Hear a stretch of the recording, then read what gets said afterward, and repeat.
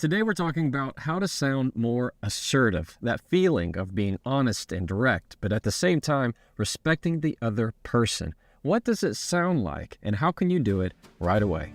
Welcome to the Jefferson Fisher podcast, where I'm on a mission to make your next conversation the one that changes everything.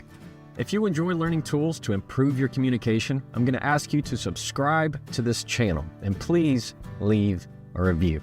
If you have any topic suggestions, just throw them in the comments. When you need to sound more assertive, here's what I want you to do. Number one, stop over apologizing. This is where you say, I'm sorry, so sorry, in every single sentence. I know it's a tick. I know it's a habit, but you got to stop, and I'm going to explain why. Number two, stop undervaluing what you have to say. That's when you downgrade your comment before you even get it out. Again, this is hurting your confidence, and we're going to dive into it. And number three, get comfortable with the word no. Get comfortable disappointing people. No is a complete sentence. I want you to think back to a conversation where you wish you would have sounded a little bit more assertive. Maybe it was at home with a partner or a spouse. Maybe it was at work with a coworker or a boss. A time where you wanted to be honest, you wanted to be direct, but you just couldn't find the words. Think back to that conversation in your mind and wonder, what could I have said differently? And here's what I need to tell you right out of the gate. If you don't find your assertive voice, you will be walked over. It will affect your confidence, and it will affect the trajectory of your life. It sounds harsh, but it's very true. Now, in my life, where I found that I struggled with assertiveness the most was anytime I was new somewhere. Maybe it was a new school or a new law firm, and I felt like I was crawling into it. I found myself being deferential to anybody and everything, even at the sake of my own well-being and my own boundaries. But what do? You're new. You feel like you have to do it. Well, that's not exactly true. When you find that assertive voice and you're able to say what you want to say and do it respectfully, it will change your life, and I mean for the better, because people will take notice. Your reputation will change, your credibility will change, and man, that's the good stuff. So I'm going to throw out some scenarios to you, and you let me know if any of them ring a bell. You walk in 1 minute late to a meeting, and the first thing out of your mouth is, hey, so sorry I'm late, when you throw all of your stuff down. Or it took you 2 days to respond to somebody's email, and the first word in your response back is, so sorry.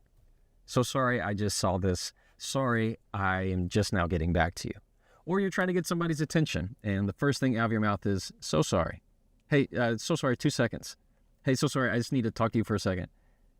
You got to stop. Listen to me. You have to stop.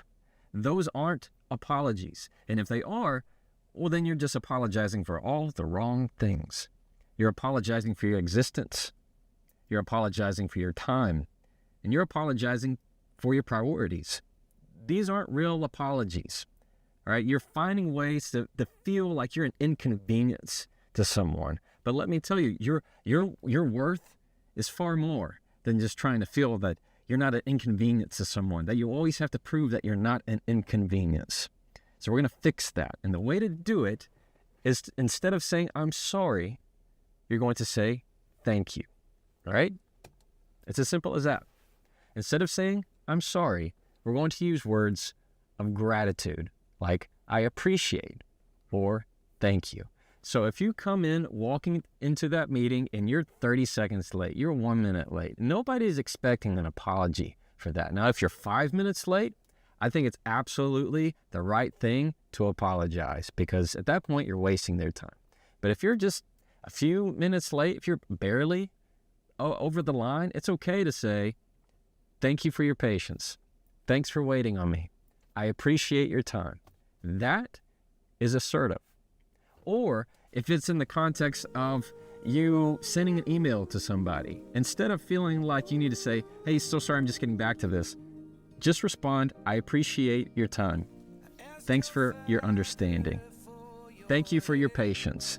These are all things that they're going to say, oh yeah, well, you're welcome. I do have patience. I do have understanding. Instead of you going, hey, so sorry, this less, making you feel less in that way. It's instead you're being assertive with it. You're standing in your presence and saying, yeah, I had other things to do. I appreciate your patience, though. In the context of the conversation of telling someone, hey, so sorry, can I have 5 seconds? You just erase it. Or you say, hey, when you get a moment, I'd appreciate some of your time. Or I'd appreciate some of your time when you get a moment. When you use words of gratitude, it is a cycle of saying, I am showing gratitude for your time. At the same time, they are appreciating your presence in the conversation, rather than you always apologizing for it. Now, a separate but related topic to over-apologizing is number 2, downplaying your words. Here you are cutting down what you have to say before you even get it out, and you know what these sound like. For example, I hate to bother you, but, this might be a dumb question, but you know probably better than me, but these are all ways of chopping down what you have to say before you get it out. And what's worse is it makes it look like you have an insecurity when there may not be one. For example, when you say something like, well, I hate to bother you, but I have this question on X, Y, and Z. Well, before they actually answer the question, you have to have this mini conversation about whether or not what you have to say does or does not bother them. And 9 times out of 10, 99% of the time, they're going to say, oh, that you're not bothering me, you're fine. And you go, oh, you're not, oh, okay, great. You're inserting something that's totally needless into the conversation. And I know why you're using these phrases, all right? I know why you're using them, because you want to sound deferential. You want to sound like you're coming in from a low angle, a low perspective rather than a high angle, as if you already know everything. You expect them to want to talk to you. So when you say, I'm sorry to bother you, you're trying to sound less harsh in the conversation, but you don't sound that way. It makes you sound like you don't believe in what you're saying. So the key to getting rid of downplaying your words is just not to do it. You erase these phrases from your conversation. Or what I like to do, and I recommend, is that you add on to it. So for example, in the scenarios where you say, hey, this might be a dumb question, or this might be a stupid question, instead say, hey, can I build on to that?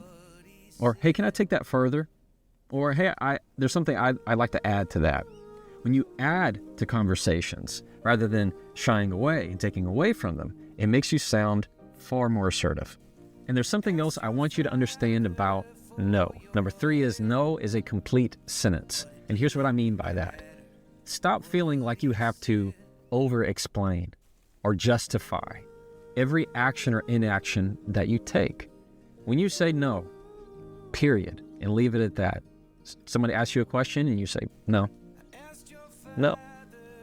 Instead of over-explaining and saying, well, no, because, I have that thing, and yeah, I got the dog, and we got this, and we got that.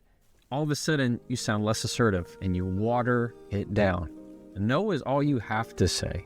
So the key here is to stop adding because to the end of no, because it'll add more words to it. And the more words you add, the more it sounds like you're needing to explain and to justify, when often the only word that you need to sound assertive is no. Now we're at the part where I am going to read an email from a follower. If you are not part of my newsletter, I send out 1 email per week. It's a communication tip right to your inbox, totally for free. And for those who respond and have questions about things, I'm able to answer them. And it's all a lot of fun. This one comes from Daniel over in Canada. Daniel says, hey, Jefferson, I love your comments, your content. Thanks, Daniel. I find myself over-apologizing constantly in my communication. I know I'm not supposed to do that, but what are some practical ways I can help remind myself in the moment? I got it, Daniel. Well, it's a little hard because it's my understanding, I've never been there, but people apologize a lot in Canada. Sorry. And I might be wrong, but I think it's a cultural thing too. So it's not all your fault. But if you want a very practical way to stop apologizing when you don't need to, I have a little tip you can use. Now, this might be a dad joke thing. I fully admit that now that I'm about to say it, but it works. Every time you're about to say, hey, so sorry, or I'm sorry, when you don't need it, tell yourself in your head and catch yourself. I'm not sorry, I'm Daniel. I'm not sorry, I'm Daniel. It's a reminder of who you are in that conversation. You're not who your apology is. You are who your existence is. You lean into that. So I am not here to talk about my apologies. I'm here to talk about who I am and what I need and how I need to assert my needs into this conversation. And it's a very quick way that you can do that, and I hope it helps. All right, I got another one. This one is from Ashley up in Maine. I've never been to Maine either. I guess I just need to travel more. Ashley says, "Hey Jefferson, I love your short practical videos." Thanks, Ashley. "I find myself always cutting down my words. My habit is to say, I could be wrong, but." So I get that. The "I could be wrong, but" it's a very easy phrase to slide in. The reason you're wanting to say that is because you don't want to sound like you're a know-it-all. Yeah? You're not wanting to sound like you're always right, like you always know the answer. So it's a little easier for you to hedge and say, hey, I could be wrong, but it doesn't make you sound like that, right? Just like we talked about, it makes you sound like you don't believe in what you're going to say. And I have a trick that I use with my own clients that I know is going to help you. I want you to imagine, Ashley, all right, that you are an attorney. You have a suit on, we're in a courtroom, and it's full, and you need to speak on behalf of your client. And your client is you. It's a duplicate of you. It looks just like you, sounds just like you, wears exactly what you're wearing right now, and your client's sitting down in a chair. And you're the attorney, you're in a full suit, and you're standing up in front of everyone, and you have to speak on behalf of your client. And what are you going to say? You're going to say, my client needs to feel understood. My client isn't going to accept that. You're going to feel much more justified, assertive. You have to stand in that place of what your client needs and wants because you understand them. Well, instead of saying my client, actually, I want you to tweak it and just say I. Instead of saying I could be wrong, but say I need to know what's going on in this conversation. I need to feel understood. I need X, Y, and Z. To say I need instead of my client needs. It's going to make you feel like you have a brand new personality. And now you can see where you always say, I could be wrong, but instead of just getting rid of that and saying, I need to make sure that I feel understood before we end this conversation. You see how more assertive that makes you sound? If you can do that, it's going to help your mindset the next time you find yourself in that situation. The thing to know about sounding more assertive is that it helps you feel more confident. And the more confident you feel, the more assertive you're going to sound. So it is a positive feedback loop.